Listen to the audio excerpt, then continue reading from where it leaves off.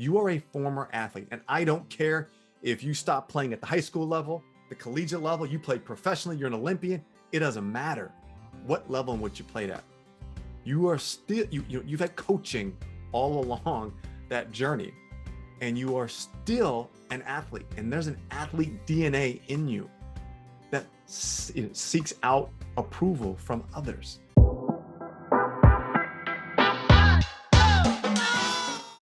Are you constantly seeking approval from others?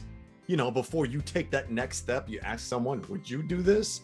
Or you take a step and you ask someone else, hey, what'd you think? Is that the right step?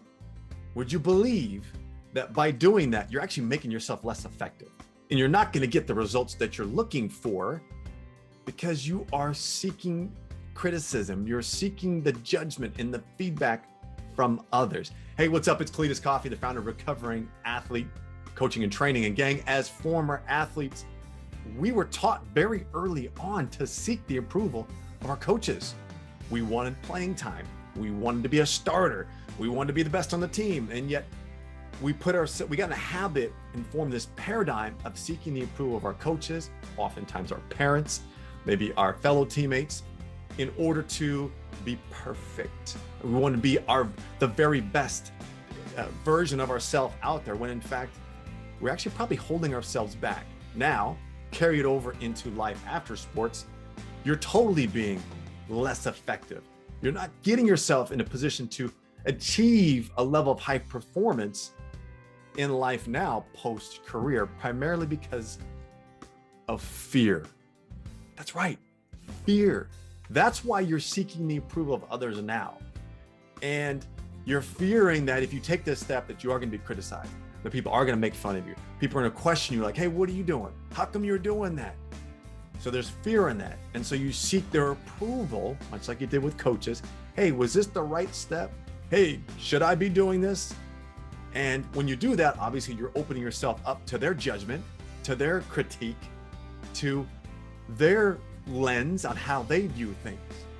But what that does is it prevents us from getting to where we want to go, because we're taking steps based on someone else's lens. So first and foremost, I need you to remember, you are a former athlete, and I don't care if you stop playing at the high school level, the collegiate level, you played professionally, you're an Olympian. It doesn't matter what level in which you played at.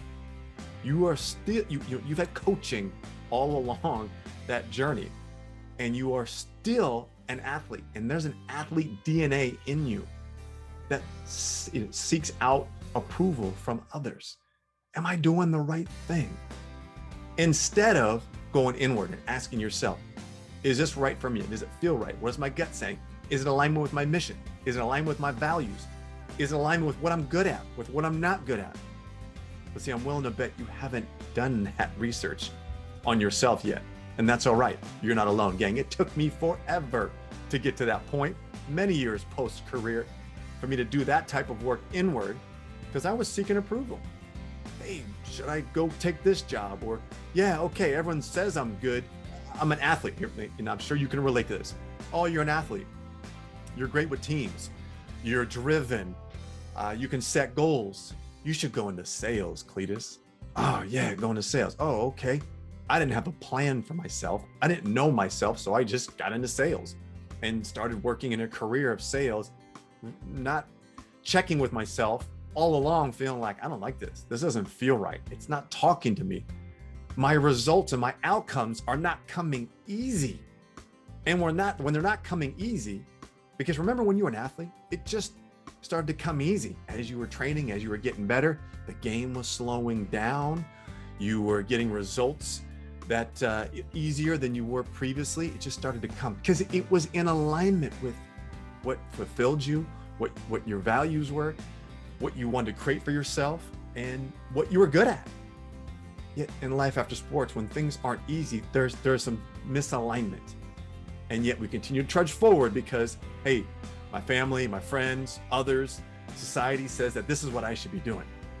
It is time to stop and check yourself now, before that's never too late. I don't care what age you are. It's never too late to just check yourself and recognize, okay, what am I good at? Where can I get better? What is important to me? That way, gang, you are going to be most effective, just like you were as an athlete on the field, on the court, on the track, in the pool, on the course, wherever you competed. It's going to be just like that. Yeah, but you need to do the work internally. So it's a process. I get it. It doesn't have to take years to get this figured out like it did for me. I didn't have a guiding light. There was no other former athletes out there going, hey, like I'm doing to you, get over here.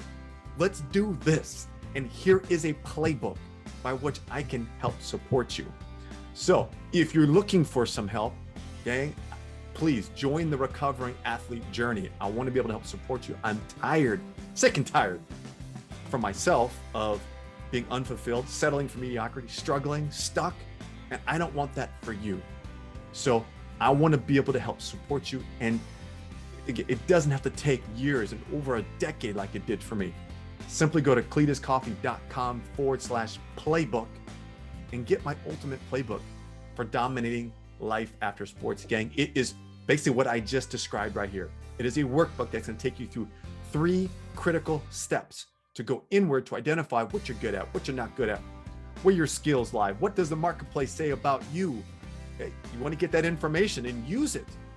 We just don't want to take it and follow exactly what others want for us and using their, their lens as to what they think is right for us. Because I'm telling you, they probably don't understand you. You may not understand yourself yet. I know I didn't. I was struggling. I was stuck. And I'm looking around asking people, why am I struggling? Why am I stuck? And they said, well, dude, you're an athlete. Just go do sales or go be a coach, Cletus. Go be a coach. The cliche thing, right? For me, I don't want to be a coach. I love coaching. I love the game. I just didn't want to be a coach. So that's what other people saw from me, but they didn't realize that I was going through something that I didn't quite understand from that transition, identity crisis, addiction to the flow and the structure and the team and all the things that come with sport.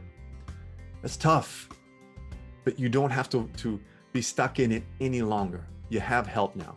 Athletes helping athletes. I'm here to help, gang. Please stop seeking approval in others. Do the work on yourself. And let's make a greater impact in life than we ever did in sports together.